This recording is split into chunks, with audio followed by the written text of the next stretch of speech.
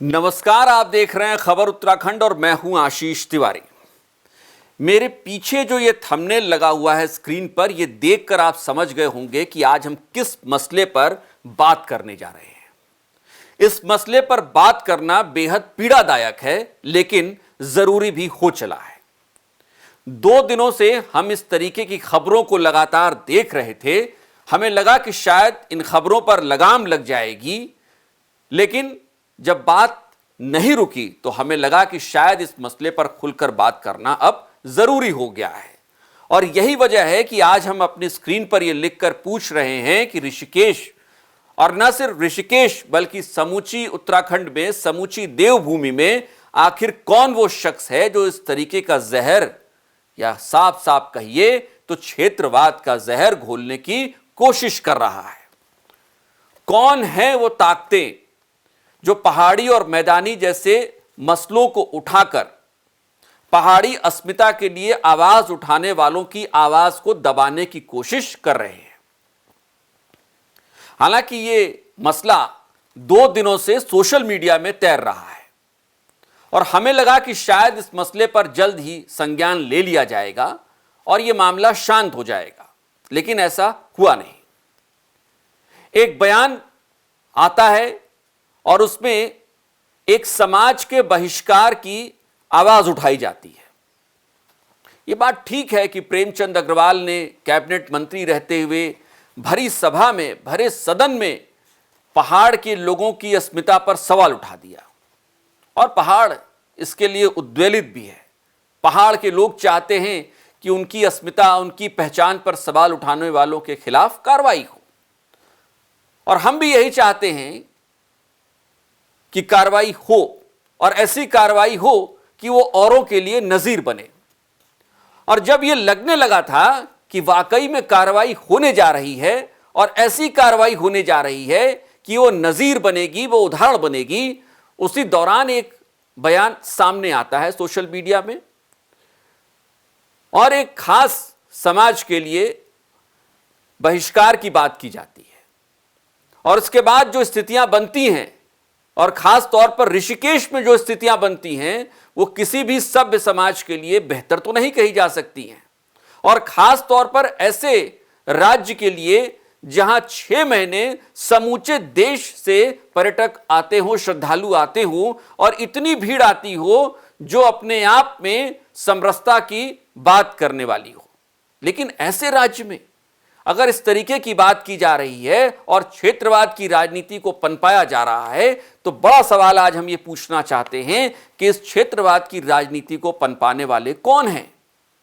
वो कौन लोग हैं जो ये चाहते हैं कि ऋषिकेश ही नहीं, पौड़ी, टिहरी, उत्तरकाशी जैसी जगहों पर क्षेत्रवाद की राजनीति धीरे धीरे फैले, पहाड़ और मैदान की बात होने लगे और एक जहर पूरे राज्य में धीरे धीरे फैल जाए।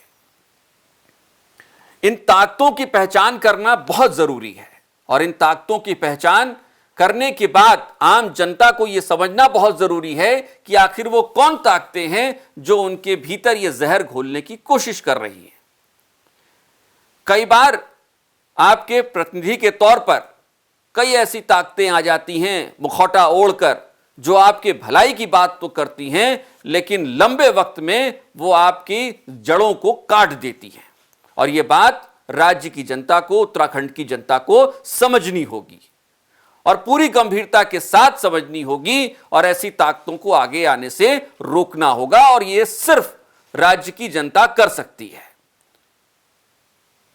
अब सवाल यहां पर यह भी उठता है कि आखिर ऐसी ताकतों को आवाज उठाने का मौका मिला कैसे? ऐसी ताकतें अपने सर उठा रही हैं तो उनको उठाने का प्रश्रय उन्हें कौन दे रहा है? आखिर यहां किससे चूक हो रही है? मुझे लगता है खास तौर पर कि शायद इसमें फौरी तौर पर सरकार की लापरवाही नजर आती है और सरकार की देरी नजर आती है। वो हम क्यों कह रहे हैं उसे आप समझने की कोशिश करिए। दरअसल प्रेमचंद अग्रवाल को लेकर नाराजगी थी और यह जगजाहिर नाराजगी थी। सरकार तक ये नाराजगी पहुंची भी और सरकार को चाहिए था कि इस मसले पर वो तुरंत कोई कार्रवाई कर लेती, लेकिन सरकार ने तुरंत कार्रवाई नहीं की। शायद उसे लगा होगा कि हमारे पास बड़ा बहुमत है, हमारी सरकार को कोई दिक्कत नहीं है, लिहाजा इसे लंबा खींचा जाए इस मसले को। और यही वजह रही, अगर कार्रवाई तुरंत हो जाती तो शायद मामला इतनी दूरी तक नहीं जाता। और यह बात हमने अपने पहले की वीडियो में कही भी थी कि यह मसला इतनी दूरी तक जाएगा, इतने लंबे वक्त तक चलेगा, इसकी उम्मीद हमको कतई नहीं थी। और सरकार अगर इस बात को समझ लेती तो शायद यह मसला इतनी दूर तक ना आता, प्रेमचंद अग्रवाल पर कोई सख्त कार्रवाई हो गई होती, कोई सख्त संदेश चला गया होता, समय रहते चला गया होता, तो शायद बात यहां तक नहीं पहुंचती कि हमें अपनी स्क्रीन पर लिख के यह पूछना पड़ता कि समूचे राज्य में जहर कौन घोल रहा है, ये क्षेत्रवाद की राजनीति करने वाला कौन शख्स आ गया है, कौन चाहता है कि क्षेत्रवाद की आग पर वो अपनी राजनीतिक रोटी सेक सके। लिहाजा ऐसे में सरकार के पास वक्त अब कम बचा है, क्योंकि ऋषिकेश की अगर घटना आगे बढ़ती है तो सरकार के लिए इसे रोकना न सिर्फ मुश्किल होगा, बल्कि मन में जो मैल आएगा उसे खत्म करना और मुश्किल हो जाएगा। जिस तरीके से ऋषिकेश में दो वर्गों में एक बीच में खाई बनती नजर आ रही है, उसे पाटने के लिए अब सरकार को गंभीर कदम उठाने होंगे। और उन कदमों में सबसे पहला कदम शायद प्रेमचंद अग्रवाल के खिलाफ कार्रवाई होनी चाहिए। और शायद तब हम ये उम्मीद कर पाएं कि हमें इस तरीके से स्क्रीन पर न लिख के पूछना पड़े कि ऋषिकेश में कौन बना रहा है खाई। इस वीडियो के आखिर में तमाम जो लोग ये वीडियो देख रहे हैं, उत्तराखंड के वो लोग जो इस वीडियो को देख रहे हैं, वो इस पीड़ा को महसूस कर रहे होंगे कि मसला पहाड़ी और मैदानी का तो कहीं था ही नहीं। ये बात और है कि शुरुआत में हम सभी ने इस पूरे मसले को ऐसे ही देखा, लेकिन जैसे जैसे वक्त बीता ये बात बिल्कुल साफ हो गई, कांच की तरह साफ, कि मसला पहाड़ी मैदानी का तो है ही नहीं, मसला सिर्फ पहाड़ी अस्मिता पर सवाल उठाने वालों का है। तो इस वीडियो के आखिर में हम सिर्फ यही कहना चाहते हैं कि इस पूरे मसले की गंभीरता को अगर आप समझ रहे हैं तो ऋषिकेश में जो वो ताकतें हैं जो क्षेत्रवाद की राजनीति को पनपाना चाहती हैं, पहाड़ और मैदान की खाई को बढ़ाना चाहती हैं, उनको रोकने के लिए न सिर्फ सरकार बल्कि आम नागरिकों को भी आगे आना होगा। साफ करना होगा कि क्षेत्रवाद की राजनीति नहीं चलेगी, हां, लेकिन यह भी साफ है कि पहाड़ की अस्मिता पर सवाल उठाने वालों का भी यहां पर साथ उनको नहीं चल पाएंगे वो।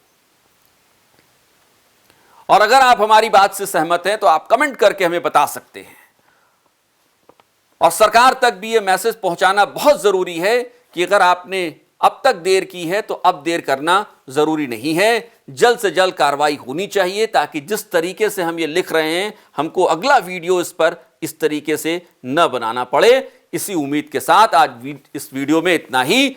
लेकिन अगर आप हमारे चैनल पर नए हैं और चाहते हैं कि आप उत्तराखंड की राजनीति से जुड़ी, अफसरशाही से जुड़ी खबरों पर लगातार नजरें बनाकर रखें, तो चैनल को सब्सक्राइब करना और बेल आइकन दबाना मत भूलिएगा। नमस्कार।